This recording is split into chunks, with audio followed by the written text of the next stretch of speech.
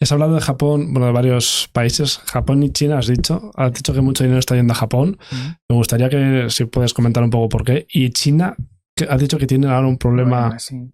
El caso de Japón, desde en los años 90 era la China actual. Ujú. Es decir, Estados Unidos dice, bueno, algún día China nos va a repasar por la derecha. Pero China vivió una burbuja tremenda y ha tenido 2 décadas perdidas. 2 décadas en las que era un país que estaba. Sobre todo por la plata, ¿no? Porque vincularon la plata a la divisa, se Bueno, equivocaron. y porque también había determinados fondos que especularon y se hicieron muy potentes es un país que no tiene recursos minerales y especularon mucho. Tema inmobiliario también tremendo. Y entró en una situación en la que el país entraba en deflación y no crecía, no crecía, no crecía. Y entonces la única manera que tuvieron es tener que el bono al 0%. Y entonces, claro, el país está en una situación. Esto es Japón, ¿no? En este caso. Japón. Entonces, ¿qué ocurre? Que poco a poco están empezando a generar inflación. Y entonces el país va saliendo de ese atolladero en el que ha estado encerrado durante 20 años. Y es un país que en determinados sectores es extraordinariamente competitivo, pero es un país muy dependiente de la exportación, para lo cual lo que necesita es que su divisa sea débil.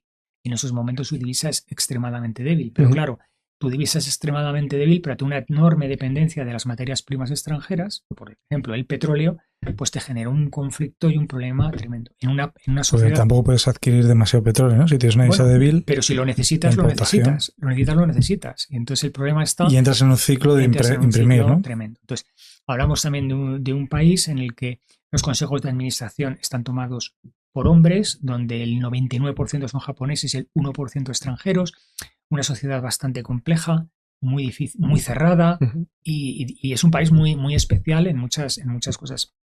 Fantástico y fabuloso en muchas cosas, pero en otras no tanto. Y está empezando a salir de ese problema y poco a poco va generando inflación y empieza a ser más competitivo a nivel global. También tiene un mejor desempeño como empresa, se empiezan a pagar a los accionistas y empieza a ser un poco una economía más bollante y creo que Japón va a volver a tener fuerza a nivel global.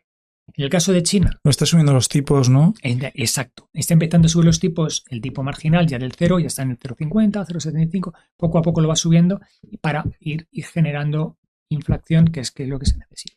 Fíjate, esta sería un poco a nivel de representación más o menos técnica, ¿no? Un análisis macro, ¿no? Desde la base Claro. de dónde me interesa invertir. Por ejemplo, podría invertir en Japón Sí. porque... Japón es una empresa netamente exportadora. Entonces, el yen ha estado prácticamente en mínimos históricos frente al dólar hace poco tiempo y eso favorecía enormemente las exportaciones. En un momento determinado en el que el mundo crece a tasas del 3-3,5%, pues eso permitía que las compañías japonesas fueran hipercompetitivas a nivel mundial. Y ahí por ahí hay joyas muy importantes dentro de Japón. Y empresas que poco a poco empiezan a estar menos apalancadas, menos endeudadas y empiezan a ir bien. China tiene un problema estructural importante. Es una empresa extremadamente envejecida, y luego después tenemos siempre la duda real de si los datos que nos dicen son verdad. Es decir, sabemos que la India ya tiene más población Que China. que China, ¿no? Pero, por ejemplo, no sabemos cuántos chinos murieron en el COVID. Sabemos que Corea del Norte no murió ninguno. Pero además es verdad, seguro. Sí, porque es que no entra nada. Todos sabemos que nadie murió en Corea del Norte por COVID. No sé por qué no se llevaron el premio Nobel de el premio Nobel de Medicina algún médico coreano. Pero en China, siendo el epicentro y donde comenzó, resulta bastante complicado entender que hubiera tan pocos muertos, sobre todo cuando veías imágenes de China, todas las ciudades vacías, todo el mundo tal. Digo, no, aquí ha debido de pasar algo muy gordo y sin embargo no moría nadie. Entonces, siempre tenemos que poner un poco en tela de juicio la información que tenemos. Es curioso, de los un datos. país tan grande, un tercio de la población, y el resto del mundo no sabemos lo que pasa ahí dentro. Pero no sabemos porque ellos controlan muy bien la información que entra y la información que sale. Es Y luego espectacular. estamos hablando de una economía centralizada en un país donde no hay democracia y donde básicamente funcionan de la siguiente manera. Mira, yo gobierno, yo te voy a decir lo que tienes que hacer. Y tú no vas a tener elecciones ni te puedes quejar. Pero tú no te preocupes que vas a tener empleo, vas a tener trabajo y vas a vivir humildemente, pero vas a vivir. Y los chinos no se quejan. Y si te quejas, me montas un Tiananmen y te paso el tanque por encima. Y es un poco como funciona China. Entonces, China tiene un plan.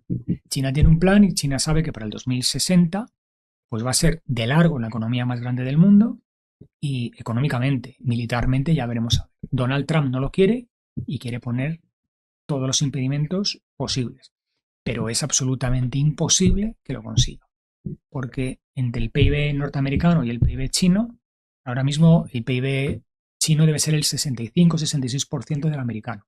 Pero año a año le va recortando una décima. No, y aparte la deuda sobre el PIB es muy pequeña. Claro, pero O sea, el Producto Bruto de China frente al norteamericano, el chino debe estar como el 60-65% del PIB norteamericano. Pero poco a poco se va acercando. ¿Por qué? Porque Estados Unidos crece a tasas de un 2, un 2,5, un 3, y eso cuando crece a esas tasas... Y eso en términos reales, ¿no? En términos reales, mientras que China está creciendo ahora mismo solamente al 5%, pero ha estado creciendo al 8, al 10 y al 12%. Entonces, claro, si China crece más que Estados Unidos, poco a poco le va arañando. Poco a poco le va arañando. Llegará un punto en el que le igualará. El problema no es cuando le iguale.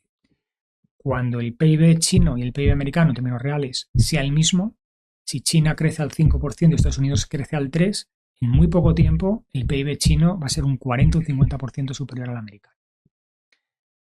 ¿Qué ventaja tiene Estados Unidos? Que tiene un PIB superior al chino, pero con 250, 300 millones de habitantes y China 1.400. Entonces, claro, si el PIB lo repartimos per cápita, el diferencial entre unos y otros es verdaderamente brutal.